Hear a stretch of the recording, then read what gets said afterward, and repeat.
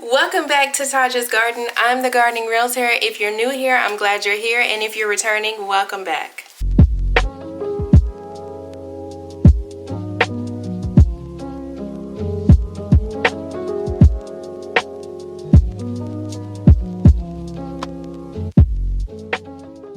So today we are going to go over a couple of plants that you still have time to plant. I am located in the northeast part of Oklahoma, zone 7B, but this video can be for zone 7A or B. Coming in first, second, and third, we're going to talk about the tomato, peppers, and eggplants that you still have time to transplant. It may be too late to start these seeds, but you can still transplant them. Just go to your local nursery, make sure that you pick up a healthy plant and just transplant them. You still have time to get a harvest. But I will say with the tomatoes, you want to make sure that you pay attention to the variety that you are getting.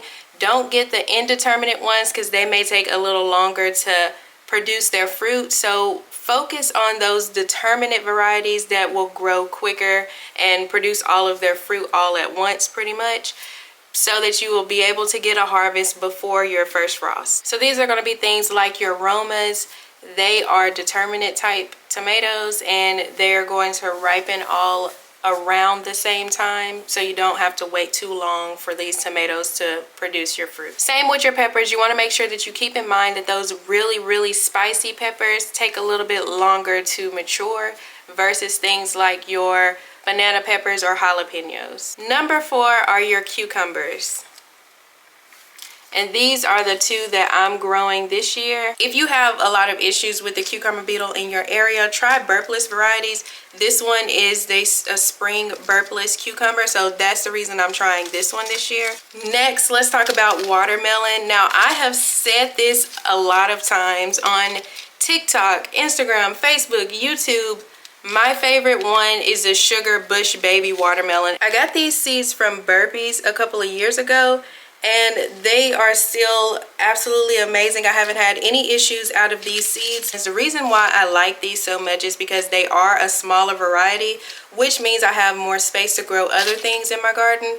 I don't have a large garden, so I always make sure that I take advantage of every space that I do have. Along with the size of it, my other favorite thing about this is that it only takes about 80 to 90 days for maturity, so you don't have to wait too long. Those bigger varieties of watermelon take a really long time, upwards of 100 days, so I don't have time to wait that long. So I'm able to do at least 2 or 3 different rounds of this, and I can still harvest it in October.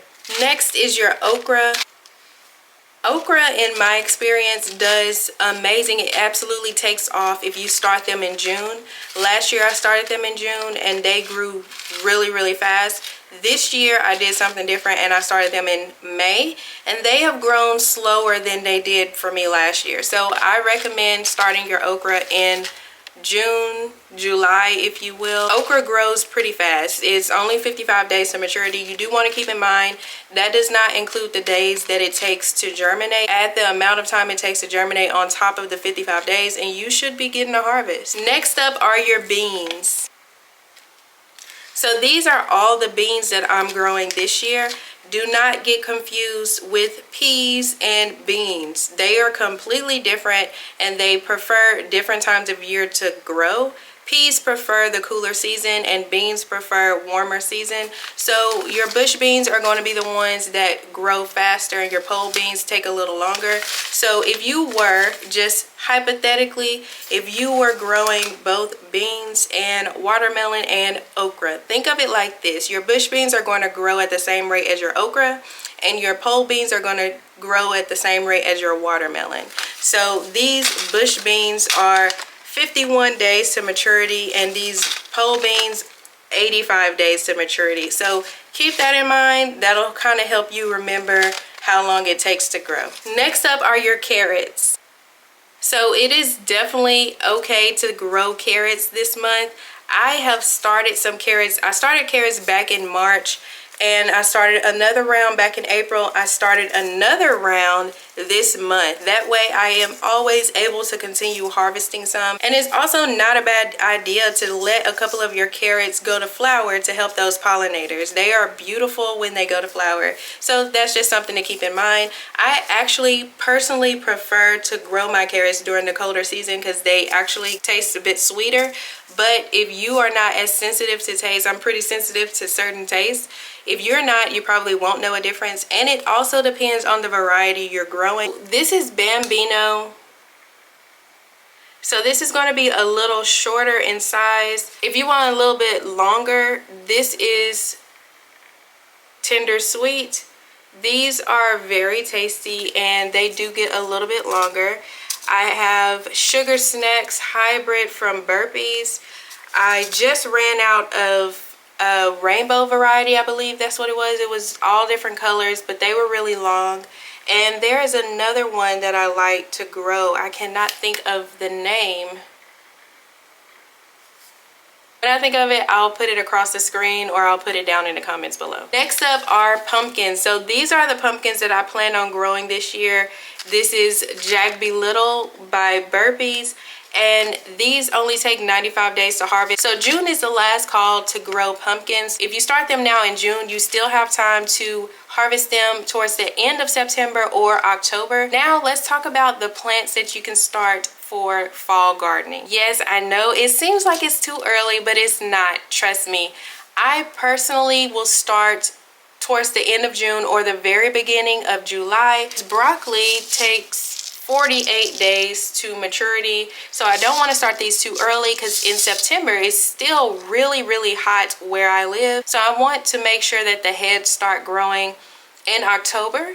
Once it starts cooling down, that would be the perfect time. But for things like tomatoes, I'm going to start the indeterminate ones towards the middle of June, and I might start my determinate ones on the first week of July or the very end of June. I don't want to start them too late because you want to make sure that you can harvest at least something before the frost comes.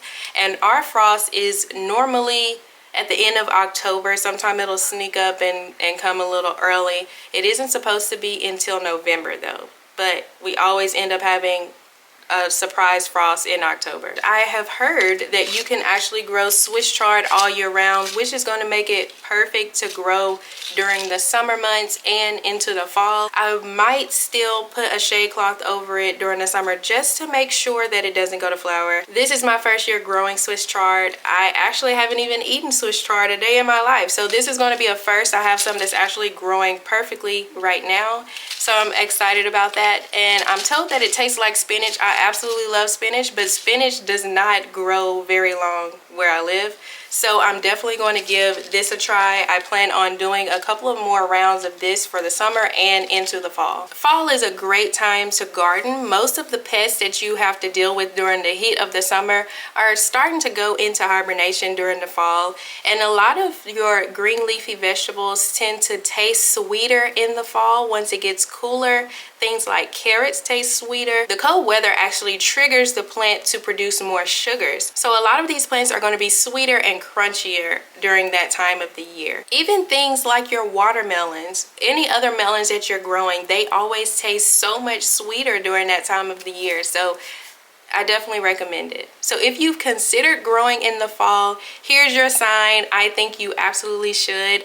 I did not get a chance to grow in the fall last year. I waited too late to start my plants, but this year I am definitely going to be starting some seeds. Towards the middle of June, I plan on starting my indeterminate tomatoes, and towards the end of June, I'm going to start my determinate tomatoes. I did not get a chance to plant my eggplant.